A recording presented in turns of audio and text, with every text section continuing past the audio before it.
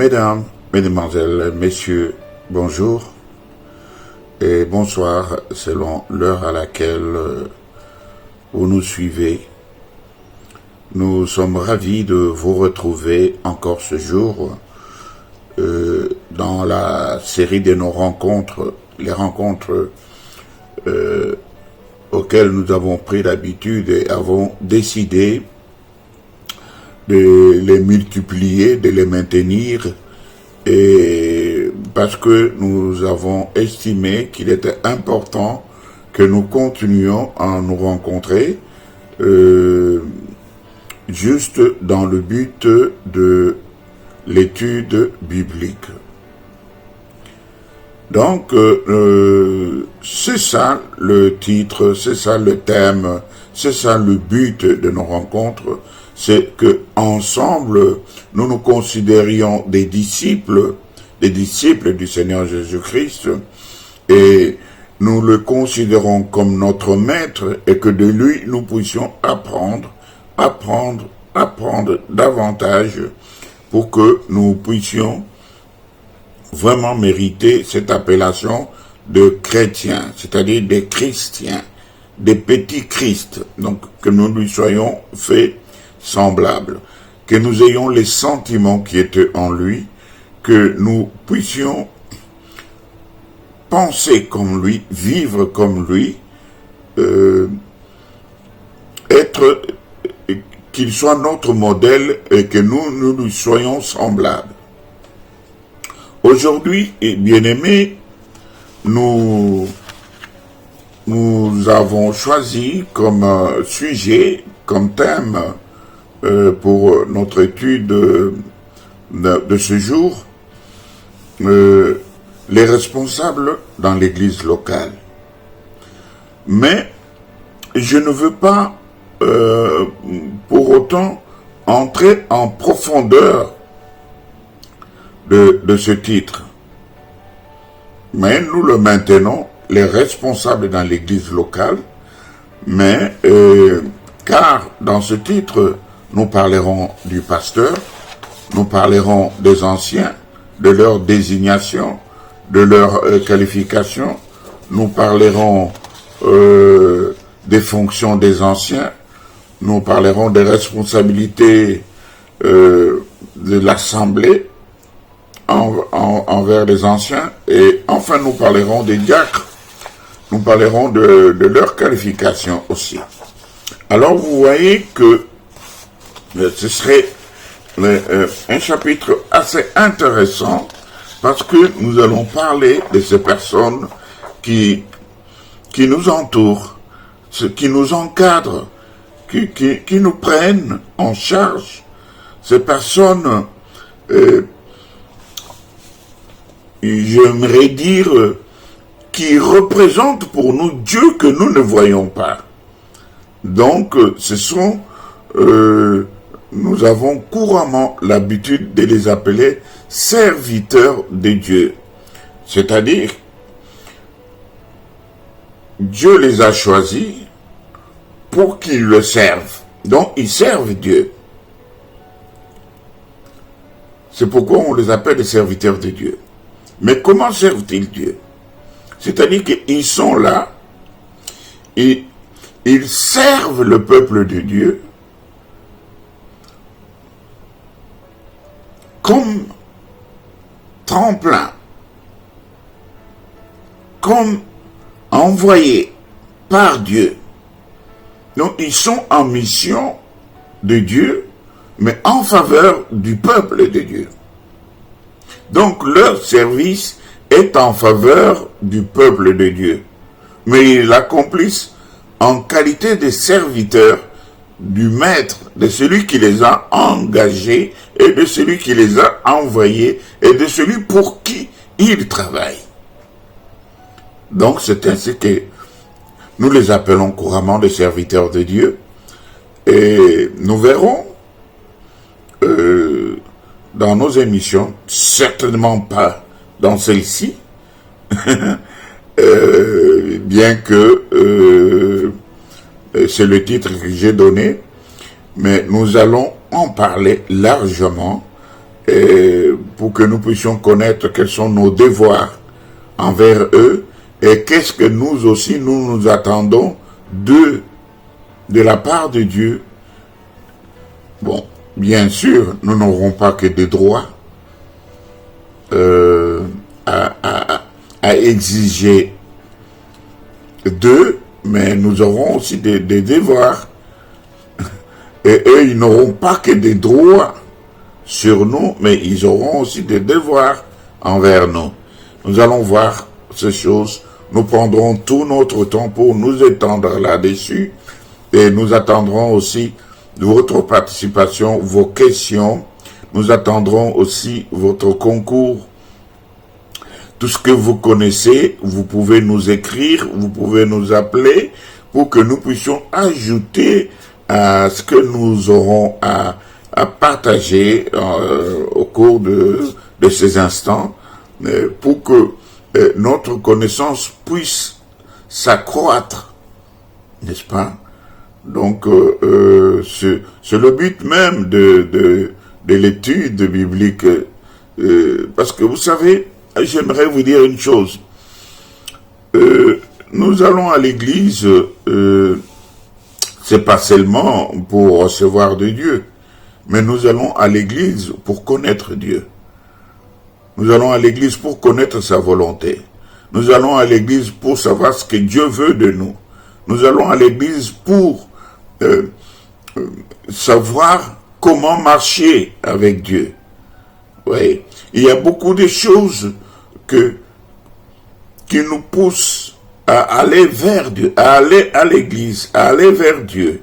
Ce n'est pas seulement attendre, parce que vous savez, ceux qui vont à l'église que pour être bénis, je crois que c'est les gens, je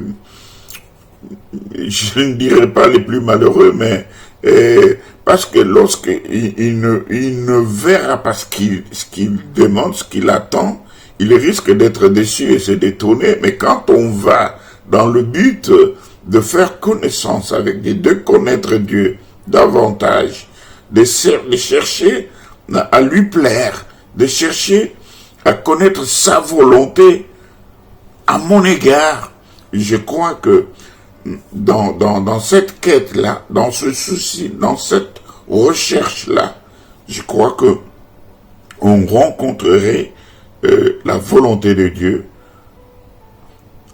à son égard et on serait satisfait, comblé et même heureux. Donc, je disais,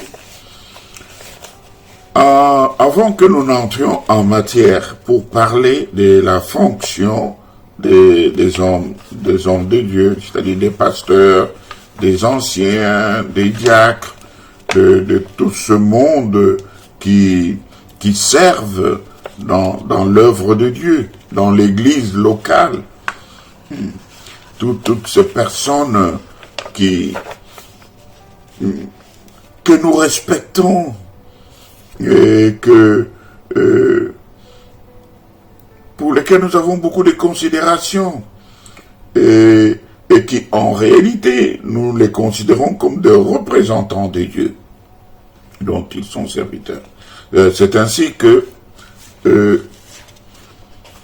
j'aimerais que nous puissions parler de la consécration. Je préférais que nous parlions d'abord de la consécration, parce que la consécration concerne tout le monde, concerne tout enfant de Dieu né de nouveau. La consécration est la première étape et le commencement même. C'est la première phase. C'est la première marche d'un escalier sur lequel nous allons monter étape par étape, step by step. Donc, c'est ainsi que nous verrons. Et pour cela, nous allons voir en quoi consiste la consécration. Et que dit le Seigneur lui-même pour ce qui concerne la consécration? Je vais lire dans les Écritures, dans deux Écritures, mais la première Écriture, je la lis dans Jérémie, au chapitre 1er et au verset 5. Il est écrit ceci. Avant que je t'eusse formé dans le ventre de ta mère, je te connaissais, et avant que tu fusses sorti de son sein, je t'avais consacré. Est-ce que vous entendez cela? C'est merveilleux, n'est-ce pas? Et le Seigneur, ici pour le cas de Jérémie, le Seigneur lui dit, et je t'avais établi prophète des nations. Mais ce qui nous importe ici, c'est la première partie de ce verset où le Seigneur dit que avant que je t'eusse formé, avant que tu ne sois formé dans le ventre de ta mère, avant moi l'Éternel, je te connaissais, et avant que toi, tu ne sois sorti, que tu ne fus sorti, avant que toi, tu ne sortes du ventre de ta mère, je t'avais consacré. Donc, vous voyez que la consécration est un acte sélectif de Dieu. Dieu a choisi. Pour ce qui nous concerne, Dieu nous a choisis. Il nous a choisis avant. Il n'a pas cherché que nous soyons conscients. Il n'a pas cherché que nous naissions, que nous venions d'abord au monde. Il n'a pas cherché à ce que nous fassions le bien ou que nous soyons convertis, comme nous le sommes maintenant. Mais Dieu nous avait déjà mis à part. Dieu nous avait déjà choisis parce qu'il nous connaissait. Or, en ce moment-là, nous tous, nous naissions pécheurs. Bien que nous n'ayons pas transgressé de la même transgression de Adam et Ève. Mais à cause de leur transgression, nous naissons tous pécheurs. Parce que nous tous, nous sommes venus d'Adam et de Ève. Et le Seigneur dit que bien que, étant nés pécheurs, il nous connaissait et il nous avait mis à part. Il nous avait consacrés. Et j'aimerais, avant d'avancer, lire une deuxième lecture, et cette fois-là, dans 1 Samuel, chapitre 1er, au verset 11. Ici, il s'agit de notre sœur Anne, épouse de Elkana, qui est un des peuples de Dieu, qui connaissait Dieu, qui le servait, qui à des périodes marquées, désignées, allait aussi offrir des sacrifices à Dieu pour lui, pour ses femmes, pour ses enfants. Et c'est ainsi que une fois qu'il est monté pour offrir des sacrifices à Dieu, Anne, il donnait souvent une double portion à Anne parce qu'il aimait beaucoup Anne, il l'aimait beaucoup. Or, le Seigneur avait rendu Anne stérile. Et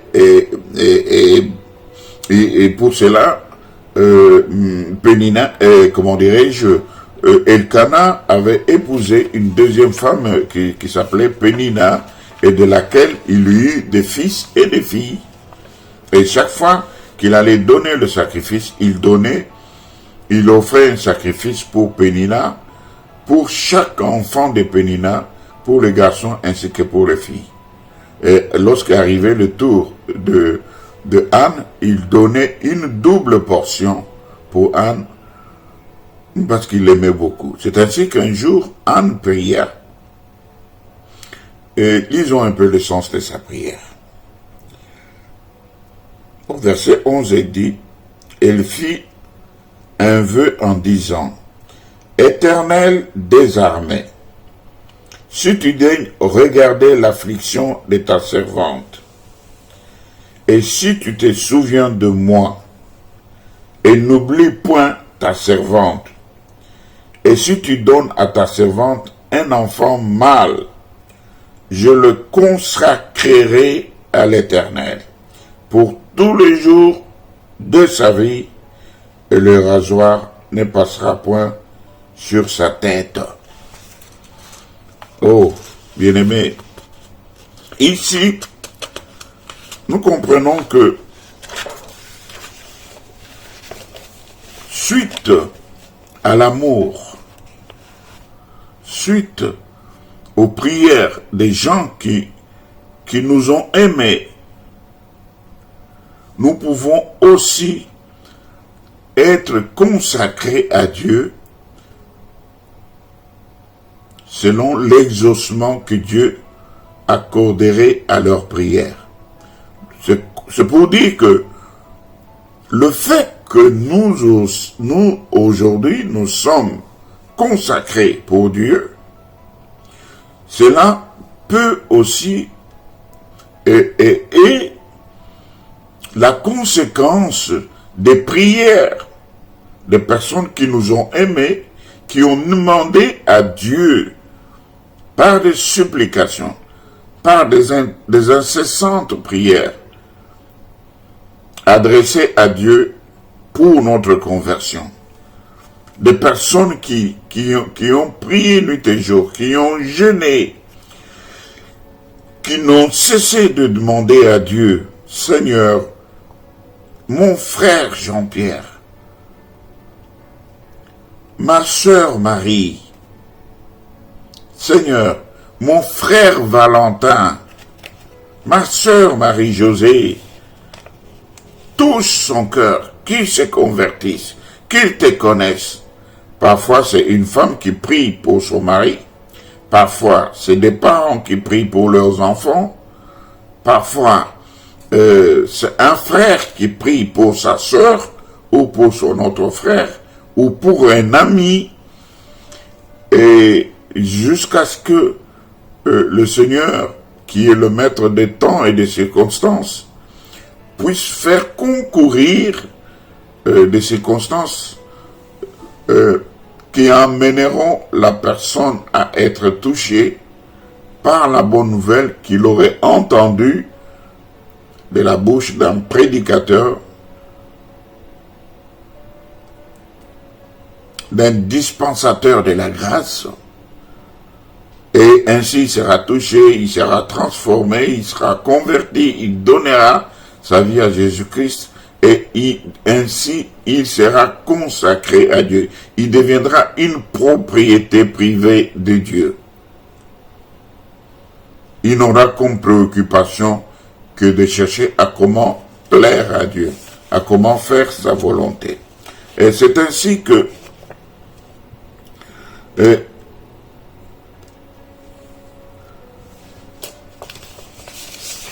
pour ce qui concerne la consécration, écoutez ce que le Seigneur dit ensuite. Vous, au contraire, là c'est dans 1 Pierre, chapitre 2, le verset 9, vous êtes une race élue, un sacerdoce royal, une nation sainte, un peuple acquis, afin que vous annonciez les vertus de celui qui vous a appelé des ténèbres à son admirable lumière. Vous voyez? Donc maintenant, nous devenons une race élue. Nous devenons des serviteurs du roi. Nous devenons une nation sainte. Nous devenons un peuple qui est acquis, un peuple mis à part pour Dieu. Et notre mission sera d'annoncer les vertus de celui qui nous a appelés des ténèbres. Donc vous voyez que, bien que nous fûmes nés avec le péché, mais des ténèbres où nous vivions, lui nous a appelés à son admirable lumière. Et il l'a fait gracieusement. Il ne nous a pas demandé de payer le prix. Donc, et pourquoi Dieu fait ça? C'est parce que Dieu a toujours besoin des gens qui lui sont entièrement consacrés. Et quand on est consacré à Dieu, Dieu se sert de ces personnes pour accomplir ses desseins éternels. Mais dans ce monde, nous voyons cela dans Ésaïe, chapitre 6, au verset 8. Donc, Dieu, le projet qu'il a, il a commencé dans l'éternité. Lui est éternel. Et il a voulu vivre avec l'homme éternellement. Mais à cause de ce qui est arrivé, à cause de la déchéance de l'homme, Dieu a envisagé, je dirais, un deuxième plan de sauvetage pour que l'homme puisse être sauvé et qu'il annonce maintenant les vertus du Seigneur, du Sauveur, qui est notre Dieu. Et Dieu a besoin des gens qui soient entièrement consacrés à lui. Des gens au travers desquels Dieu va accomplir les desseins, donc ce qu'il avait déjà résolu dans son cœur. Parce que, comprenez que Dieu nous a sauvés, c'est pour que nous puissions être des instruments entre ses mains qui continuera à faire le service salutaire, le service que lui est en train de faire, mais il a préféré le faire avec des hommes qui lui sont consacrés, que lui a mis à part, des personnes pour qui Dieu est la priorité. Il est leur premier amour, leur attachement. Et ils se considèrent comme étant des instruments entre ses mains. Et maintenant, pour connaître ces desseins divins de Dieu, Dieu se sert de ces personnes dans ce monde. Et par ailleurs, ces personnes qui se consacrent à Dieu, ils seront pour autant être utilisés efficacement parce qu'ils sont considérés par Dieu comme des volontaires, des laissés pour compte pour Dieu, des abandonnés à Dieu, des envoyés de Dieu. C'est-à-dire que c'est comme des soldats qui se sont engagés pour leur vie, pour que, en donnant leur vie, que la nation entière soit sauvée. Donc ces personnes qui sont engagées, ils sont des instruments pour atteindre les objectifs de Dieu.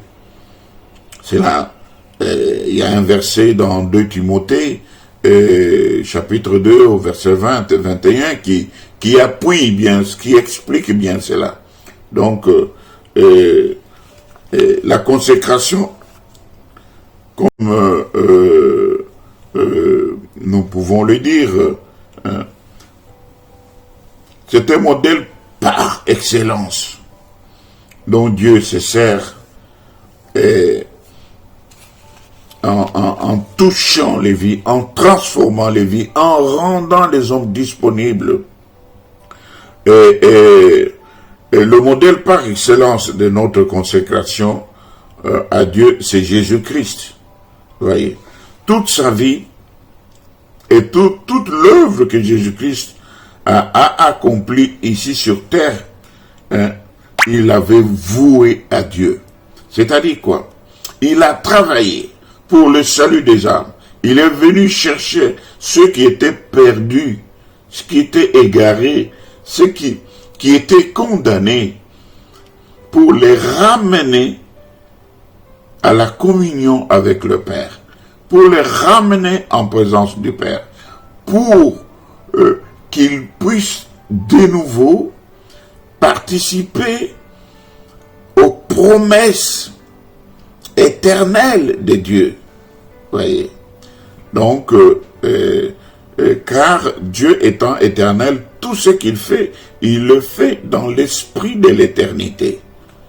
Donc, vous comprenez que en péchant, l'homme a perdu l'essentiel. Car la petite vie que l'homme a trouvée agréable ici sur terre n'est rien par rapport à l'éternité que l'on doit passer en présence de Dieu. Actuellement, le Seigneur dit, les plus durs, les plus forts vivront 90 ans. Et les plus faibles, 70 ans. Bien que, après la chute de l'homme et après le déluge, il arrêta le nombre des années des hommes de vie jusqu'à 120 ans. Mais actuellement, à cause des maladies, à cause des attaques de l'ennemi qui ne nous laisse jamais tranquilles, qui en veut à notre vie, nous perdons aussi des années précieuses de notre vie. Et pour cela, nous mourrons tôt. Et nous voyons qu'il est écrit que les plus forts, ce sont ceux qui vivent jusqu'à 90 ans. Il n'est pas dit qu'on ne peut pas vivre au-delà des 90 ans. Nous voyons des centenaires ici. Et même la plupart de ceux qui ont 100 ans, d'autres même ne connaissent même pas Dieu. Donc c'est pour dire que Dieu reste toujours fidèle à sa parole et à ce qu'il avait annoncé. Et nous posons maintenant la question de savoir pourquoi la consécration, à quoi elle sert, est-elle utile, et c'est ainsi que nous considérons, selon Romains, je vais lire rapidement dans Romains chapitre 12. Romains chapitre 12. Oh, Seigneur. Donc, je suis dans ma Bible. Donc, je cherche, parce que c'est une étude biblique, comme vous aussi, vous êtes en train de chercher. Chapitre 12, nous lirons verset 1er. Et qu'est-ce qu'il est écrit? Je vous encourage donc, frères et sœurs, par les compassions de Dieu, à offrir votre corps comme un sacrifice vivant, saint, agréable à Dieu. Ce sera de votre part un culte raisonnable. Vous comprenez? Donc, ça c'est un ordre de Dieu. Dieu considère lui-même que nous devons avoir une attitude. Je vous encourage donc, frères et sœurs, par les compassions de Dieu, à offrir votre corps comme un sacrifice vivant, saint et agréable à Dieu. Voyez, donc nous devons nous consacrer nous offrons notre corps comme un sacrifice agréable. Donc, Dieu prend plaisir quand il nous voit faire ça. Et il dit aussi que il est important, selon les Actes des Apôtres, chapitre 13, si nous lisons au premier verset jusqu'au verset 3, et nous voyons que Actes des Apôtres, chapitre 13, verset 1 à 3, nous voyons ceci, que pour mieux servir Dieu,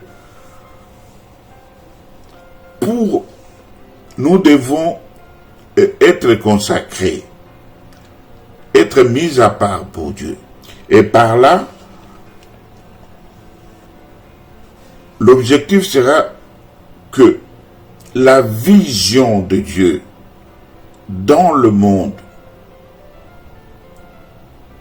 pour que cette vision puisse se concrétiser, Dieu a besoin des gens qui lui soient consacrés.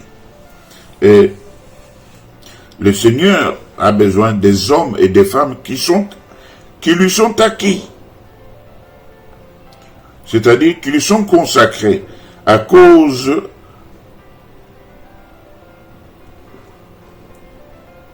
qui lui sont consacrés pour sa cause et pour son service. C'est ce que nous venons de lire dans ce texte dans les Actes des Apôtres. Et nous pouvons aussi voir que c'est une nécessité impérieuse dans la réalisation de l'œuvre de Dieu. Dieu ne peut pas se servir des gens dont le cœur est partagé entre lui et leur propre projet. Vous voyez? Et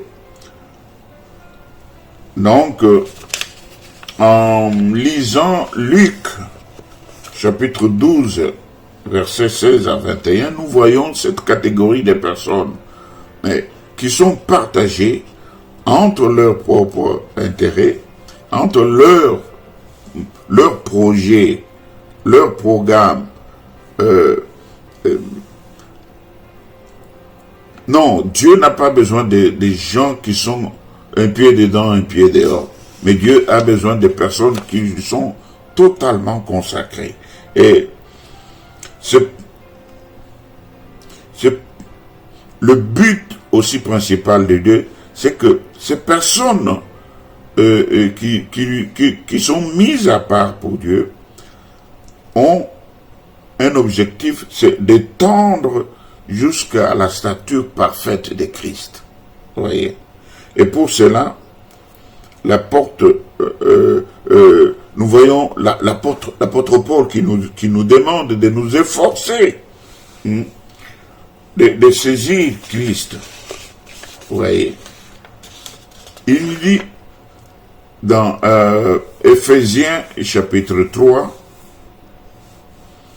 verset 4 et verset 13, il nous dit de nous efforcer à saisir Christ, à parvenir à l'âge adulte d'homme fait, d'homme accompli à l'image de Jésus-Christ. Vous voyez? À être imitateur, donc être comme lui-même, Jésus-Christ l'était.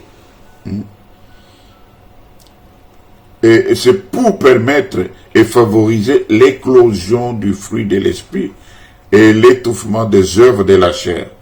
Cela pourrait assurer la sanctification progressive. Voyez. Donc, voilà pourquoi nous devons être consacrés. Et il est important que nous puissions aussi connaître les obstacles qui se présentent souvent aux personnes qui aspirent à la consécration, ou personnes qui sont destinées à être consacrées, ou des personnes déjà consacrées, mais ils éprouvent certains obstacles dans leur vie. Nous voyons dans Galates chapitre 5, si nous lisons versets 16 à 21, donc je zappe un peu ça parce que c'est une longue lecture, mais je donne quand même des références bibliques pour que nous puissions prendre le temps de les lire. Donc, ici, nous voyons que le premier obstacle, c'est l'amour des plaisirs de la chair. Vous voyez, le plaisir de la chair, selon Galates 5, versets 16 à 21, cela est un premier obstacle pour être agréable à Dieu, pour être consacré à Dieu. L'amour du monde, le souci du siècle présent. Vous voyez, donc c'est quand même important que nous puissions les lire. Dans 1 Jean, je cherche, j'aime lire ce verset, 1 Jean,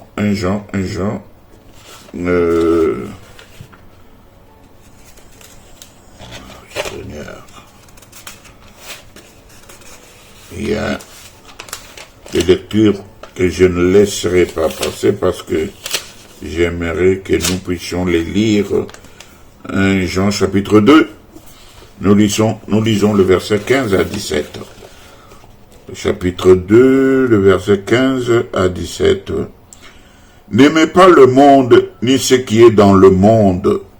Si quelqu'un aime le monde, l'amour du Père n'est pas en lui.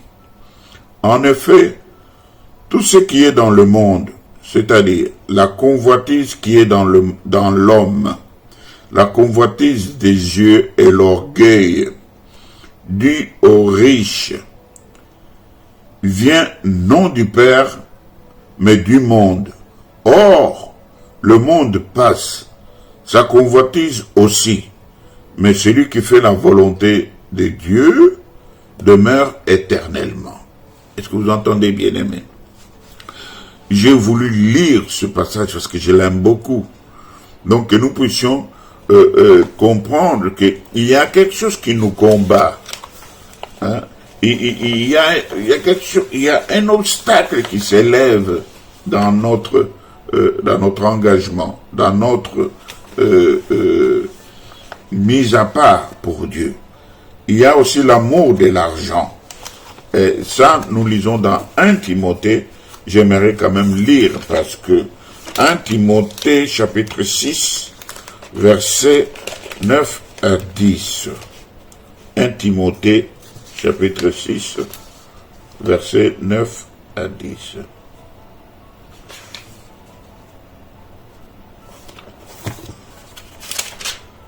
Un Timothée chapitre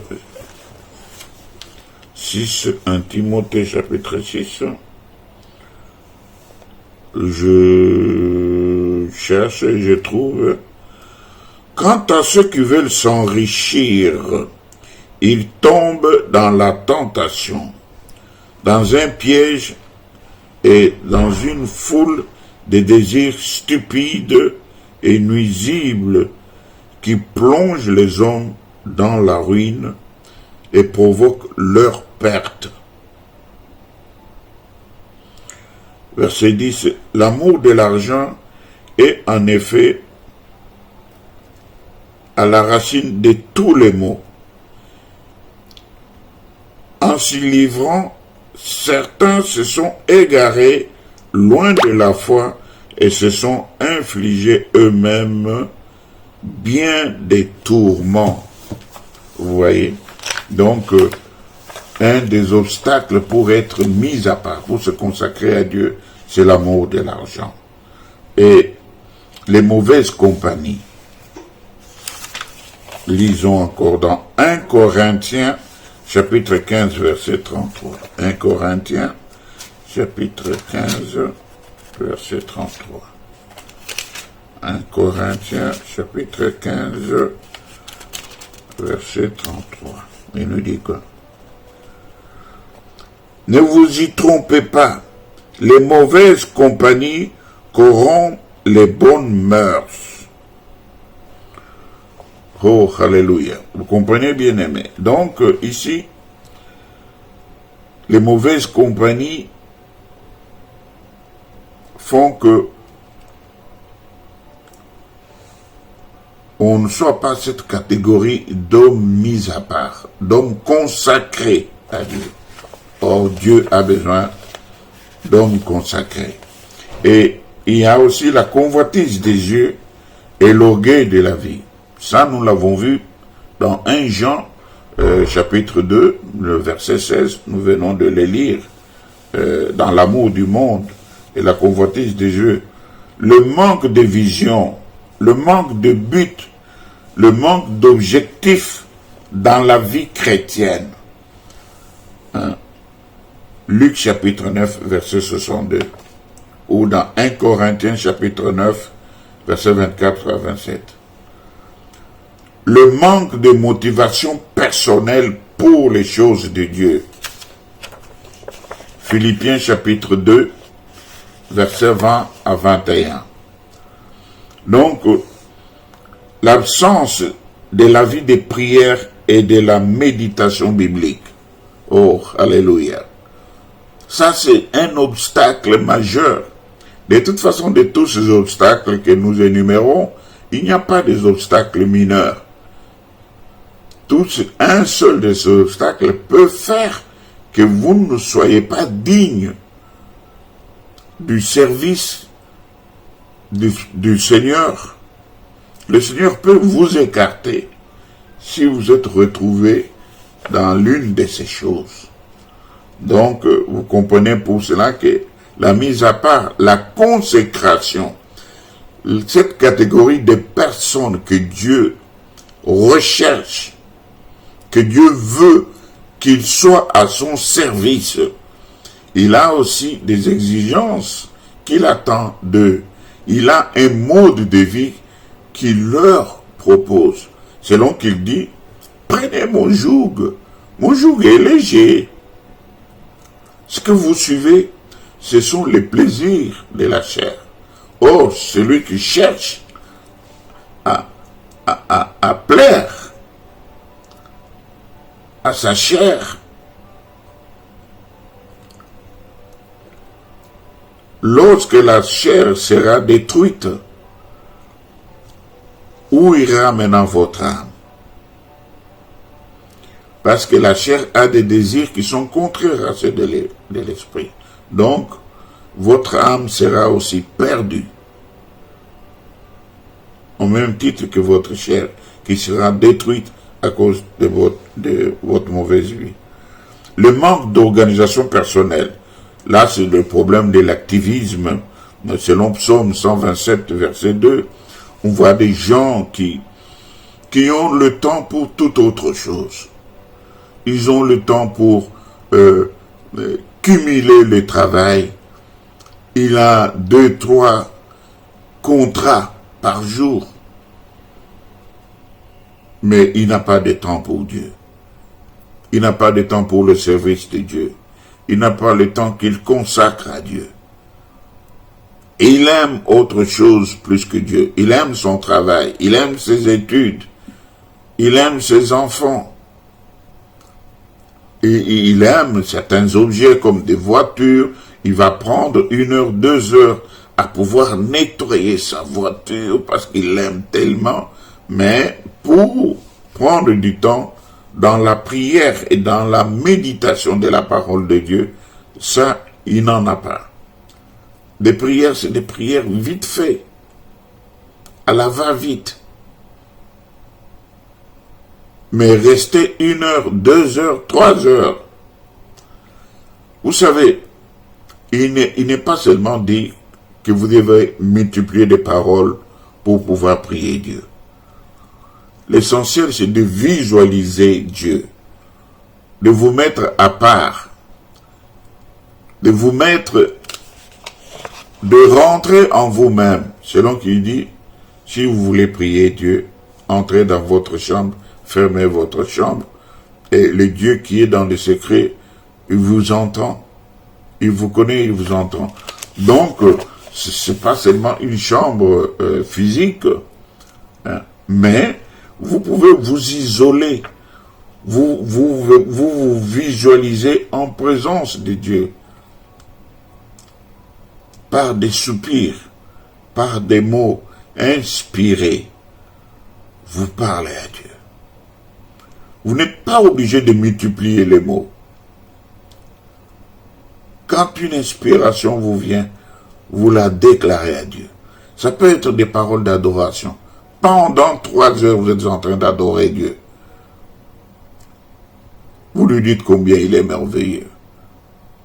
Vous lui dites ce que vous voyez qu'il a fait, que nul n'est capable de faire, que nul autre hors de lui ne peut faire. Voilà. Donc, ces choses sont bonnes et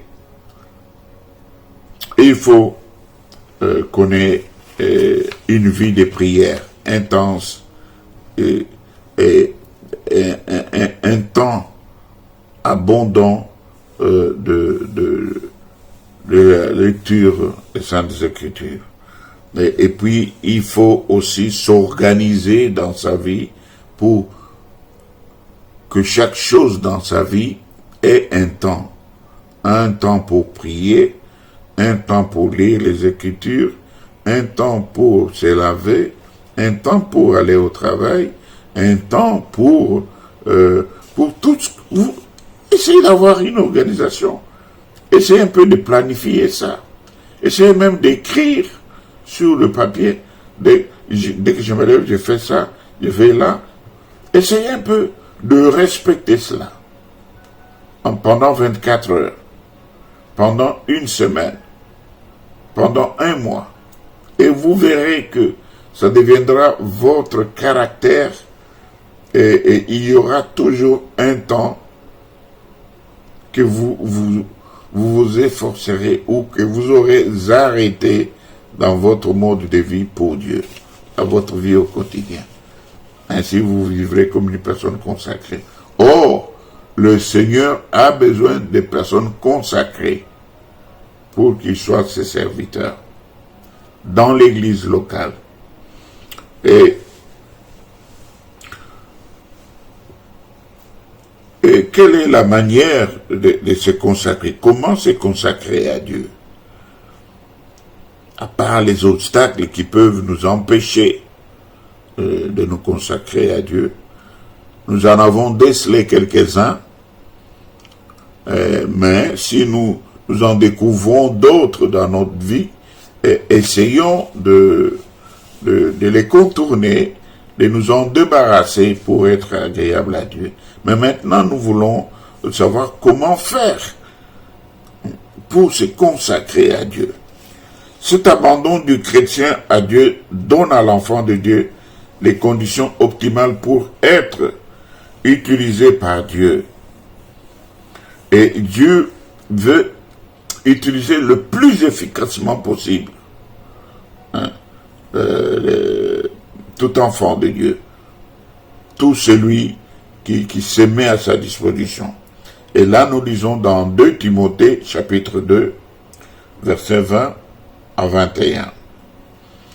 Et il y a pour cela une démarche que nous pouvons faire, nous pouvons considérer ainsi, pour savoir comment se consacrer à Dieu.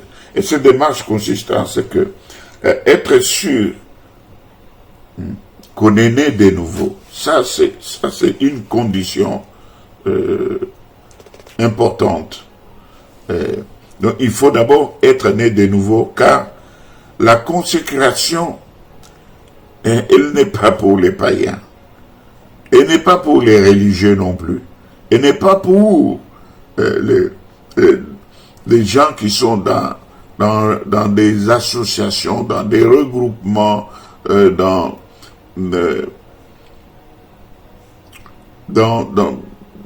certaines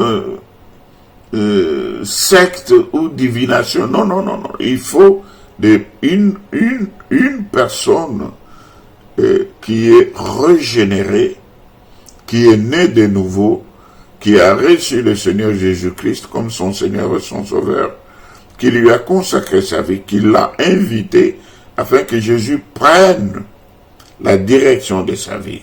Donc, pour être consacré, il faut être quelqu'un qui est né de nouveau.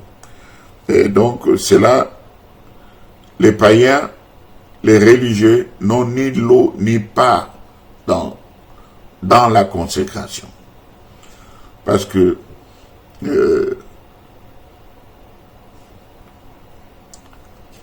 La Bible en parle. Quand il parle des Sadducéens, des pharisiens, nous voyons comment les religieux, eux, suivent ou servent Dieu et la manière dont Dieu lui-même n'est pas content, n'est pas satisfait. Parce qu'il dit, ne soyez pas comme eux, ne faites pas comme eux. Vous voyez. Donc, là, c'est un peu les gens qui ont des comportements religieux ou des païens. Voilà. Donc, il faut aussi être sûr qu'on mène une vie remplie du Saint-Esprit. Ça, c'est la grâce, le don immérité. Donc, c'est Dieu qui nous fait don du Saint-Esprit. Il nous le donne, il nous l'accorde, sans que nous l'ayons demandé. Dieu nous le donne gracieusement, pour rien. Et sinon, alors, pratiquer, nous allons faire un exercice, je dirais, qui est comme lorsque nous respirons. Donc, vous voyez, lorsqu'on respire, qu'est-ce qu'on fait? On expire, c'est-à-dire on sort et on inspire, n'est-ce pas? Et quand on inspire, c'est la vie des prières. On inspire une vie de prière pour être rempli du Saint-Esprit. Et on expire la confession, tout ce qui est indigne, tout ce qui est impur. Parce que la Bible dit, ce n'est pas ce qui entre qui suit l'homme, mais c'est ce qui sort de l'homme. Donc, il faut expirer. C'est-à-dire, vous voyez, quand on respire, on fait... Alors, quand on pousse, quand on expire, c'est-à-dire que c'est un bel exercice. C'est-à-dire qu'il faut rejeter tout ce qui est comme sûre, comme abomination, comme péché. Tout ce qui sûre, qui peut vous séparer de la communion avec Dieu. Et vous inspirez la vie des prières. Donc, vous attirez en vous, vous faites pénétrer en vous une vie de prière pour être rempli du Saint-Esprit. Vous voyez? Et puis, il faut examiner aussi son témoignage personnel. Hein? Il faut que ce témoignage soit digne de Jésus-Christ, soit digne d'un enfant de Dieu. Parce que Jésus-Christ est notre modèle. Hein? Et si nous sommes appelés chrétiens, c'est parce que nous sommes comme Christ. Nous lui sommes semblables. On nous identifie à lui. Et pour cela, nous pouvons prendre le temps de faire une liste des péchés chéris, des péchés cachés, qu'on n'a pas, des péchés pour lesquels nous avons pris l'habitude de les tolérer petit à petit et de laisser une large manœuvre à la vieille nature, donc au moi. Donc il nous faut renoncer à cela. Il s'agit par exemple de la colère, des sauts d'humeur, de la médisance, de la calomnie, des plaintes et des murmures, des paroles grossières, des plaisanteries, des parjures, d'habillement légers. On veut être toujours à la mode. On est habillé comme des païens. Tout ce que les païens font, on le fait aussi.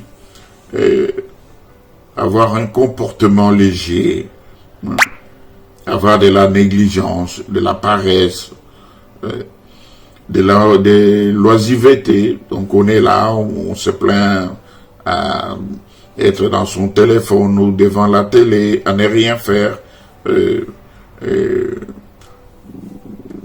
accuser les autres, l'orgueil, vous voyez.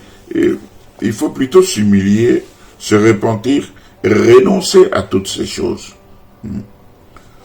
Il faut, pour cela, donner et consacrer tous les domaines de sa vie au contrôle et à la direction du Saint-Esprit.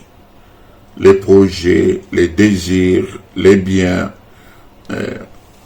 Donc, vous voyez ce que nous devons faire dans un premier temps concernant la consécration.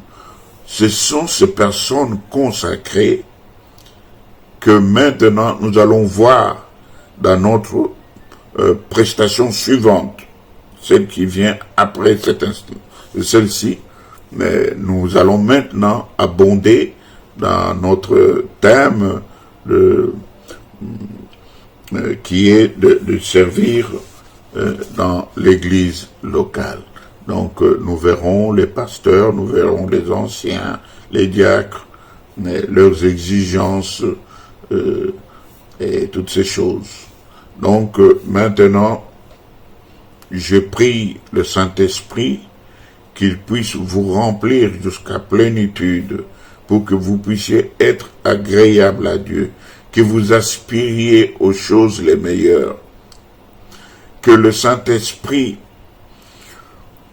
vous convainque de garder la communion et la sanctification pour être agréable à Dieu en tout temps et en tout lieu, dans vos actes, dans vos paroles, dans vos résolutions,